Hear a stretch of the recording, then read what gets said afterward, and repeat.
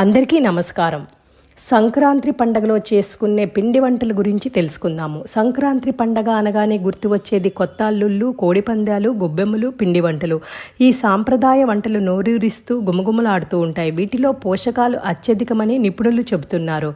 ఈ పండగ శీతాకాలంలో వస్తుంది. పంట ఇంటికి రాగానే సంక్రాంతి వస్తుంది. శీతాకాలంలో తీసుకునే ఆహారమే అత్యధిక శక్తిని అందిస్తూ మనిషికి ఏడాది పాటు శక్తినిస్తుంది. ఈ కొత్త బియ్యంతో చేసిన రకరకాల పిండి వంటలు శరీరానికి శక్తిని ఇస్తూ ఉష్ణం పెరగడానికి సహాయపడుతుంది.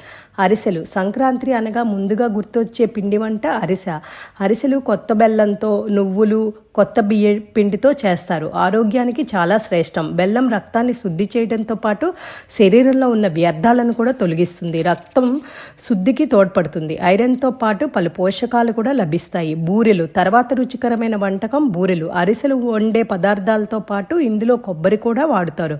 ఇందులో కూడా అరిసెల్లో ఉన్న పోషకాలతో పాటు కార్బోహైడ్రేట్లు కూడా లభిస్తాయి. నువ్వుల ఉండలు. ఇందులో బోలెడంత కాల్షియం దొరుకుతుంది.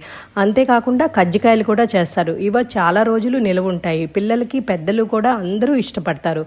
ఇందులో కొబ్బరి, రవ్వ, పంచదారతో పాటు సుగంధ ద్రవ్యాలైన యాలకులు, జీడిపప్పు వంటివి కూడా వినియోగిస్తారు. ప్రోటీన్స్, ఐరన్, ఖనిజ లవణాలు అందుతాయి. గారెలు. మినపప్పు పొట్టి వాడితే ఇంకా చాలా మంచిది. ఈ గారెలు తినడం వల్ల మాంసకృతులు, ప్రోటీన్లు శరీరానికి బాగా లభిస్తాయి. ఇలా పండుగలో ఈ రకరకాల పిండి వంటలు తినడం వెనకాల ఇంత ఆరోగ్యం ఉంది కాబట్టే పెద్దవాళ్ళు ఈ పిండి వంటలన్నీ చేస్తారనుకుంటాను. ఓం తత్సత్.